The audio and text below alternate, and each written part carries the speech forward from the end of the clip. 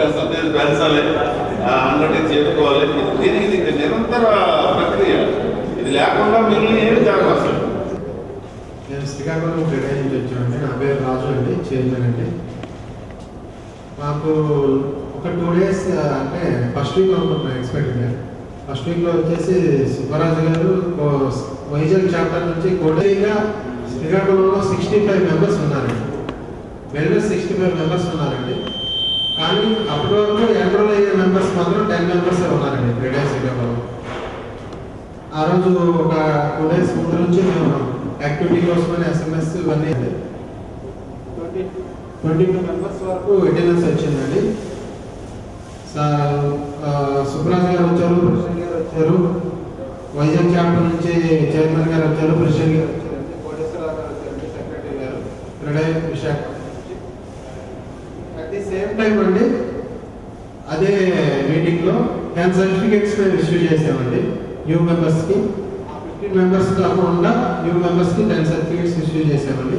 అదే కాకుండా క్రీడా అంటే ఏంటి, వాట్ ఈస్ క్రీడా అనేది సుబ్బరాజు గారు, ప్రెసిడెంట్ గారు, సెక్రటరీ గారు, నెక్స్ట్ వైజాగ్ చైర్మన్ గారు అందరూ కూడాను రిమైనింగ్ అంటే ఇంకా ఎన్రోల్ అవ్వడం బిల్డర్స్ అందరూ కూడా ఎడ్యుకేట్ చేశారండి. ఆ తర్వాత నేను మా సెక్రటరీ మా ప్రెసిడెంట్ అందరికీ పర్సనల్ విజిట్ అండి. ఎవ్రీ ప్రాజెక్ట్ దగ్గర కూడా, అంటే వాళ్ళ ఆఫీసెస్ మాకు తెలియదు కాబట్టి ఎవ్రీ ప్రాజెక్ట్ దగ్గర కూడా వెళ్ళి మేము విజిట్ చేసామండి. ఇంకా ఎన్రోల్ కాని మెంబర్స్ దగ్గర వాళ్ళు కూడా పాజిటివ్గా రెస్పాండ్ అయ్యారండి. ఈ రోజు మా స్ట్రెంత్ వచ్చేసి 28 మెంబర్స్ అండి. వచ్చి అంటే వైజాగ్ చెప్పడం మేము డివైడ్ అయ్యి క్రెడాయిగా స్టార్ట్ అయ్యి 4 years అయిందండి. మాకు యాక్టివిటీ బాగున్నప్పుడు వచ్చి మేము 25 మెంబర్స్ వెళ్ళేవాళ్ళం. కొంతమంది కంటిన్యూ ఆగిపోవడం ఏంటో 14 మెంబర్స్కి వచ్చామండి. యాక్చువల్లీ చైర్మన్ గారు, ప్రెసిడెంట్ గారు వీళ్ళు మా తుమ్మి రావడం అంటే మాకు చాలా హ్యాపీ అయిందండి. ఎందుకంటే మేము 4 years నుంచి క్రెడాయిలో కంటిన్యూ అవుతున్నాం. కానీ శాఖరెడ్డి గారి టైంలో శాఖరెడ్డి గారు వాళ్ళు కాకినాడ వస్తారు మాతో నుంచి విజిట్ చేశారు.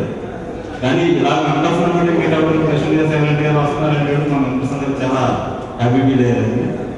అలాగే ఆ రోజు 2 మెంబర్స్ని అంటే కొత్తగా జాయిన్ చేశాను. ఆ రోజు మా చాపకు వచ్చినందుకు మరొకసారి ధన్యవాదాలు తెలియజేసుకుంటున్నాను.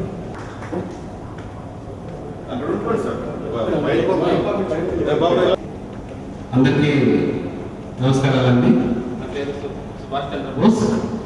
నేను సెక్రటరీ క్రీడా విజయనగరం. నా పేరు పార్థసారథి అండి, ప్రెసిడెంట్ క్రీడా విజయనగరం. శ్రీరామ్ అండి, క్రీడా విజయనగరం నుంచి క్రీడా state joint secretary. He's also our office manager in managing company. Thank you, sir.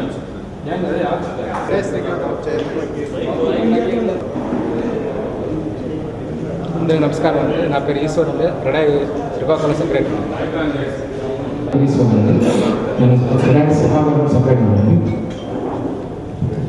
అందరికీ నమస్కారం అండి. నా పేరు రమేష్ అండి, క్రీడా మెంబర్ శ్రీకాకుళం. అందరికీ నమస్కారం అండి. నా పేరు రాజశేఖర్, క్రీడా మెంబర్. నా పేరు వర్మ అండి, ప్రెసిడెంట్.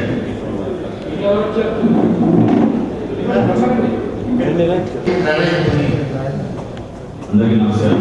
నా పేరు సెక్రటరీ. పెట్టుకోండి. నా పేరు లోకరాజు అండి, నేను మాస్టర్ ప్రెసిడెంట్ అండి, కొన్ని chapter. Thank you sir. Ramaraju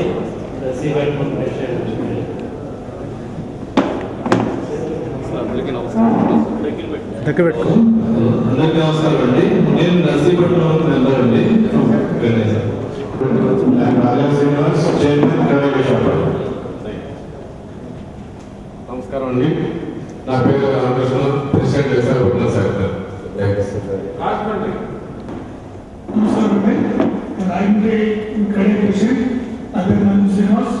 నేను మా స్టేట్ ప్రెసిడెంట్ గారు, మా ఈసీ మెంబర్ సీతారామరెడ్డి గారు కూర్చోండి. Hello, good evening everybody. My name is Sitaram Reddy. I am from Rajahmundry, Kredai, EC member.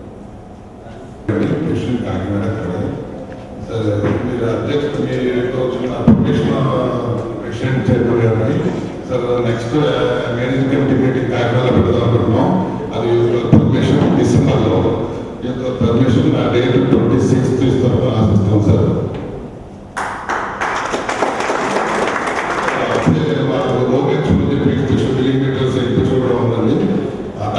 Conference రావాలని చెప్పి స్పెషల్ అందరినీ పెట్టి sharper president secretaries MC members all members అందరూ కూడా thank you very much sir.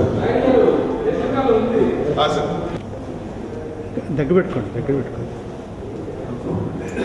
Hello already చెప్పారు. Vice president Guntur chapter professor Subbareddy పనిచేయడానికి Venkateswara Reddy Guntur chapter president. రాఘవరావు chairman Kadai Nellore. Good evening.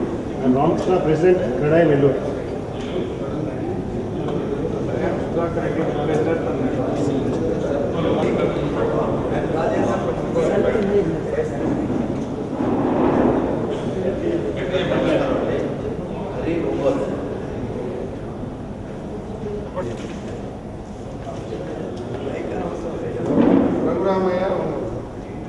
నా పేరు Sanath Kumar, Tirupati CREDAI chapter chairman Tirupati.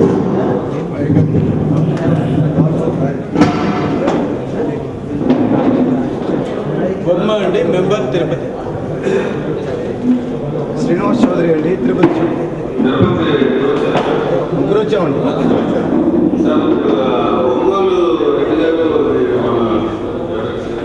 Join అవడానికి మా వాళ్ళు ఒక 10 మెంబర్స్ రెడీ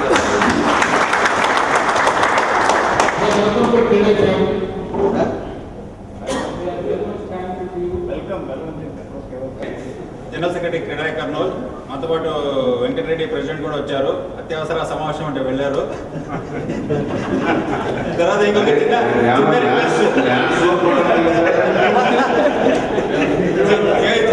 చిన్న request sir, with the permission, మన క్రీడాయి ఫ్యామిలీ మెంబర్స్ అందరికీ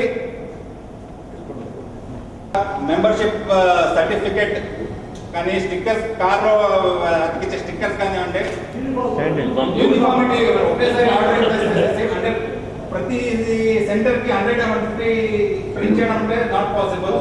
కానీ ప్యాటర్న్ కానివ్వండి, కాస్ట్ ఎఫెక్టివ్నెస్ కానివ్వండి, ఒక సైజ్ అండ్ ప్యాటర్న్ ఆర్డర్ చేసేస్తే మీరు పంపించేలా ఇక్కడ ఒక ఆర్గనైజ్ చేస్తే అది కొద్దిగా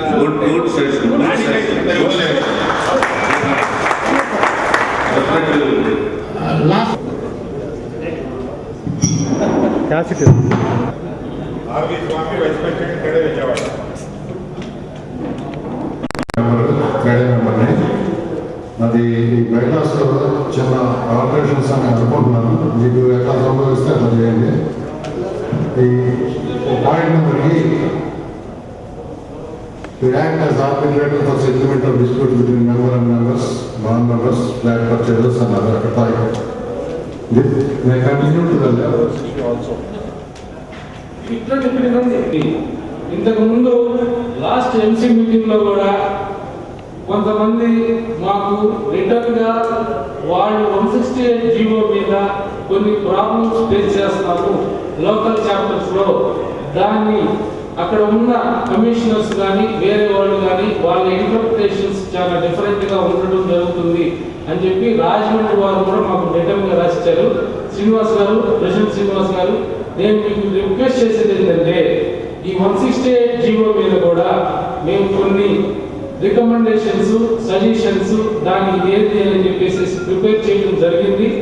నెక్స్ట్ స్టెప్, ఇప్పుడు కాన్సన్ట్రేషన్ పోతుంది గవర్నమెంట్ దీంట్లో. మనం ఒకేసారి 100 అడిగా ఉంటుంది, అక్కడ ఏమీ జరగదు అనే ఉద్దేశంతో ఫస్ట్ ఈ శాండ్, సిమెంట్, ఈ బిఎల్టీ, ఈ నాలా వీటి మీద కాన్సన్ట్రేషన్ చేసి సీఎం గారికి రిప్రజెంటేషన్ జరిగింది. నెక్స్ట్ స్టెప్ మనం 168 జీవోలో అన్ని చాప్టర్స్ వాళ్ళు ఈ లోకల్ చాప్టర్స్ లో ఉన్న ఇవన్నీ కన్సిడర్ చేసి దానికి ఒక కమిటీ ఉంది, ఒక 4-5 అన్ని కామన్ అన్ని ఒక దాంట్లో పొందుపరిచి డెఫినెట్ గా ఒక సెమినార్ లాంటిది principal secretary, director of government country planning తోటి ఒక మీటింగ్ పెట్టిద్దామని నిర్ణయం తీసుకున్నాము. ఈ విషయం already director committee town planning గారితో కూడా మన దుమాని గారితో కూడా డిస్కస్ చేయడం జరిగింది. వాళ్ళు బహుశా ఈ నెలాఖరుకు వచ్చే మన 10 తారీఖులకు విజయవాడకి షిఫ్ట్ అవుతున్నారు ఆఫీసు. డెఫినెట్ గా దాని మీద కోఆర్డినేషన్ చర్చ జరిపించి మీరన్నీ నేను ఇంకోసారి రిపీట్ చేస్తున్నాను, మీరు దయచేసి రిటర్న్ గా మాకు ఇస్తే పూర్వగా చెప్పి మాకు అది కాదు, రిటర్న్ గా మాకు మెయిల్స్ నారాయణ చైర్మన్ గారు కానీ సుబ్రాజ్ గారు కానీ లేదా కంపెనీలో ఉన్న ఎవరికైనా సరే రిటర్న్ గా ఇస్తే డెఫినెట్ గా అన్ని ఒక చోట చేర్చి ఏదైతే మనకి ఖచ్చితంగా అడగాలో దాని మీద ఒక వర్క్షాప్ లాంటిది కండక్ట్ చేయడం జరుగుతుంది. అది నెక్స్ట్ ఫేజ్ లో చేస్తాం. ఫస్ట్ ఒక 10 minutes లో టీ కంప్లీట్ చేసుకుని వెరీ గుడ్ సానుకూలంగా స్పందించారు. వెంటనే దీని మీద సమస్యల పరిష్కారం చేయమని చెప్పి పిఏ గారు చెప్పారని చెప్పి message. That is the spirit of CREDAI. That is the spirit of our each chapter. Please keep up and take tea.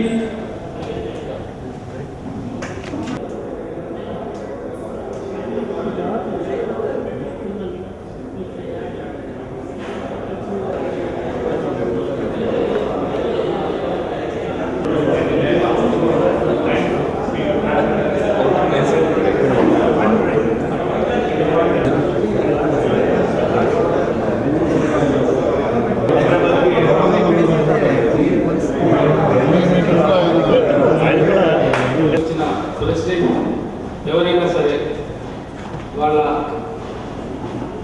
క్రీడ గురించి ఏమైనా మాట్లాడాలి అనుకుంటే వాళ్ళ డౌట్స్ ఏమైనా ఉన్నాయి, ప్లీజ్ కమ్ అండ్ టాక్. అప్పుడు మనం కన్స్ట్రక్షన్ కంప్లీట్ చేసుకున్నట్టు అయితే మున్సిపాలిటీకి వచ్చిన తర్వాత మున్సిపాలిటీ ప్రకారం వైలేషన్ చేస్తున్నాం. అయితే ఆల్రెడీ మనం పంచాయతీలో పిల్లలు మీటింగ్స్లో వేరే ప్రాజెక్టులు కంప్లీట్ అయిన తర్వాత వాటికి ఎలక్ట్రికల్ రేట్స్ ఇబ్బంది పెడుతుంది. దాని గురించి అడిగితేనేమో ఎలక్ట్రికల్ డిపార్ట్మెంట్ వాళ్ళు మీరు కమిషనర్ దగ్గర తీసుకున్నాము. కమిషనర్ ఏమో మీరు పంచాయతీలో ఎప్పుడు తీసుకుని మేము ఎంఓసీ ఎలా ఇస్తామని చెప్పేసి కమిషనర్ ఎలక్ట్రికల్ డిపార్ట్మెంట్కి మున్సిపల్ ఆఫీస్కి ఉన్న ఇబ్బంది మధ్యలో ఇబ్బంది పడి 10 ప్రాజెక్ట్స్ 9 ప్రాజెక్ట్స్ వస్తుంది. అన్ని చెన్నై కూడా ఉన్నాయి. 8 లాక్లు 12-13 లాక్లు ఒక ప్రాజెక్ట్ అసలు కూడా లేదు. అలాంటి 7 ప్రాజెక్ట్ మ్యాక్సిమం 10 ప్రాజెక్ట్ ఉన్నాయి.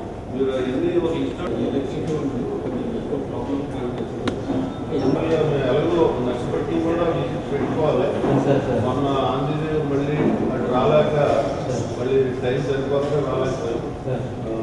ఏదో టైంలో పెట్టుకున్నాం. ఈ లోపల వీలైతే చేద్దాం, లేదంటే కంపల్సరీగా టైం చూసి ఎవరి చేత చెప్పుకుంటే పని అవుతుందో అది ఆలయంలో వెళ్ళవలసిన అవసరం లేకుండా లోపలిగా క్లియర్ పెట్టేట్టు చేస్తాం. కాంప్లీట్ చేస్తున్నారు సార్.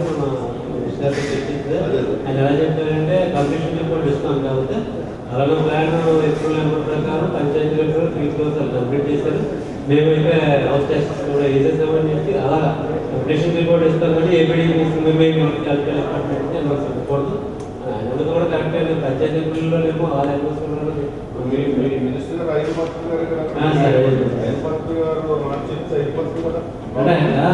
బాధ గారిని నేను చెప్పేది ఏంటంటే మనకు సర్క్యులర్ ఎస్ఆర్ఎస్ నుంచి వచ్చింది. సార్ అవన్నీ కావాలనుకుంటే అక్కడే అనుకుంటే అవన్నీ వచ్చేస్తాయి. ప్రాబ్లం ఒకసారి వచ్చేయండి. శాండ్ ఇష్యూ ఆల్రెడీ డిస్కస్ చేశారు.